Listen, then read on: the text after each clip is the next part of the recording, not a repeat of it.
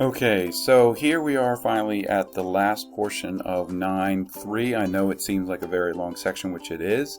So it was called War Fever, so we have to figure out who is the war fever with. So we have in that Great Britain, we have France, and of course Native Americans.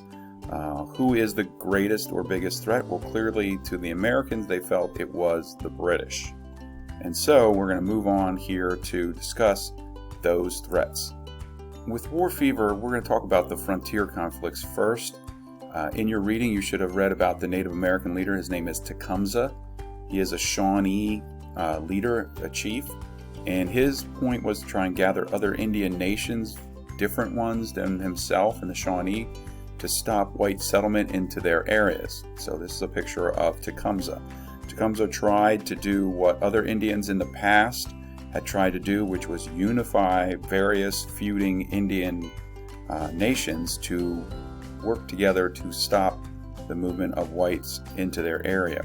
He also had another ally, which was, of course, the British government. The British are up in Canada, and so he is using them for intelligence and also supplies, and that is the way that they're working together. With Tecumseh is his brother, which went by the Prophet. You can look his name up and try and pronounce it.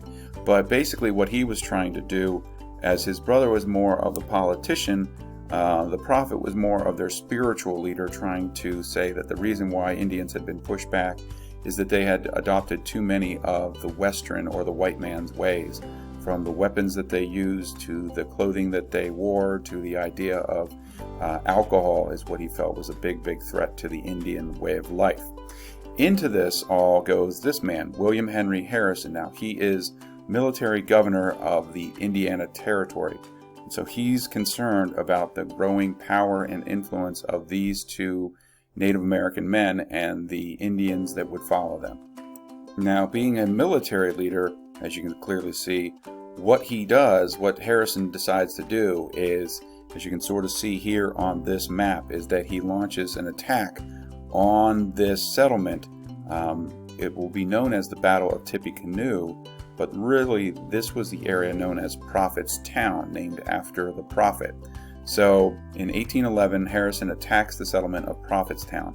I'll put this video up in the screencast area, so I encourage you to watch it. So Harrison's forces are able to defeat the Prophet's forces. At the time, Tecumseh was not here.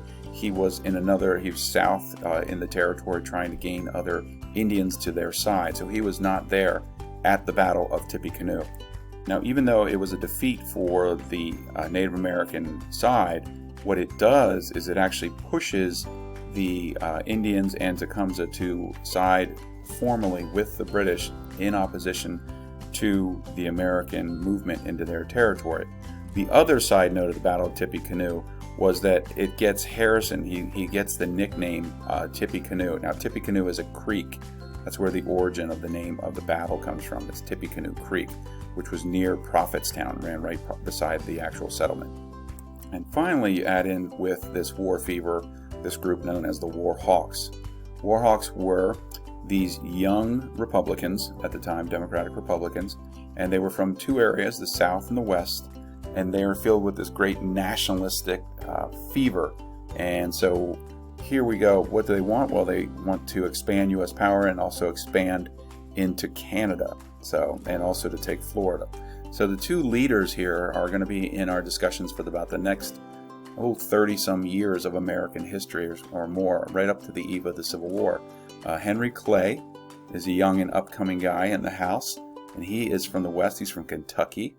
And then you have this guy, John C. Calhoun, and he is a firebrand, a real fiery speaker from South Carolina. And so what they want, and the reason why they're war hawks, is they're pushing the president to basically declare war on their biggest enemy, which they felt was Great Britain. Great Britain had obviously insulted Americans on the high seas, and now they are siding with American enemies of the Native Americans in the West. So finally, by the time the summer of 1812 rolls around, Madison has had enough, and so what he does is that he goes to the Congress and asks for a declaration of war on Great Britain. And the reasons what he cites are two things. First of all, impressment the idea of the impressment of those sailors, and then the incitement of the Native Americans in the West. And one last thing before I close up is that this war is a war of mixed time. I'll say mixed time, because this one issue right here of impressment, that was a major cause, and unknown to the Americans is at the same time, literally within days or just I think another week, the British Parliament had formally stopped the practice of impressment on all of their naval ships.